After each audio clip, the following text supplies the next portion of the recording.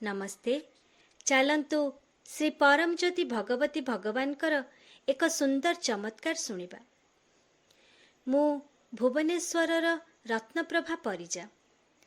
मु परम दयालु परम कृपालु श्री कल्की आम्मा भगवानଙ୍କ विषय जानिबाकु पाइली एवं तांको उपरे मोर विश्वास अधिकरु अधिक बढ़िबाकु लागिला। मु जेतेबेले 2021 मसीहा अक्टोबर मासरे मोर परिवारर मंगल कामना पई प्रार्थना करी नवरात्रि यज्ञ अंशग्रहण कली, तापरे मो जीवन रे अनेक चमत्कार घटिबाकु लागिला। नवरात्रि यज्ञर तृतीय दिन रे बीटेक र सप्तम सेमिस्टर पढ़ुथिबा मो पुओ एक विदेशी कंपनी रे भल वेतन सहित चाकरी पाइला।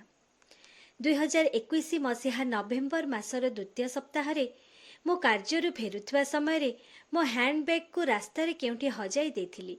सेथिरे मोर समस्त गुरुत्वपूर्ण डॉक्यूमेंट जेपरिक PAN card, Aadhaar card, credit card, debit card, किछि टंका एवं अन्य अन्य गुरुत्वपूर्ण जिनिस थिला। मु प्रकृत रे विव्रत और चिंतित होई पुलिस स्टेशन रे एक एफआईआर देली, किंतु मु मध्य मोर जिनिसर संपूर्ण सुरक्षा पाई एवं हैंडबैग को फेरी पाइबा पाई श्री कल्की आम्मा भगवान को प्रार्थना करि चलिली।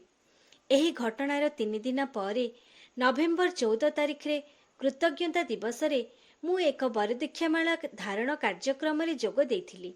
भक्त माने तांकर चमत्कार समस्तक सहित बांटुथिबा बेले मु मोर चमत्कार हेबा पई प्रार्थना कली।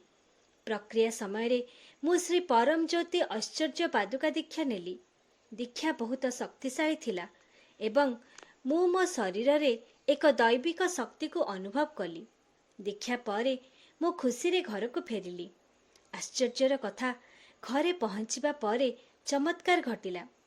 एक अज्ञात नंबर रु एक फोन कॉल आसिला, जे मते मोर डॉक्यूमेंट सब नेबा पई कहिले, जहा से 2 दिन पूर्वरु पाइथिले।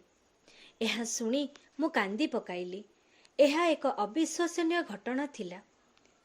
वर्तमान मु विश्वास करे जे श्री कल्की आम्मा भगवान कृपारु मोर प्रार्थना गुड़िकर उत्तर अति शीघ्र मिल पारुछि। मोर प्रिय श्री परम ज्योति कल्की आम्मा भगवान को मोर हृदय भरा कृतज्ञता एवं कोटि कोटि धन्यवाद अर्पण करुछि। नमस्ते।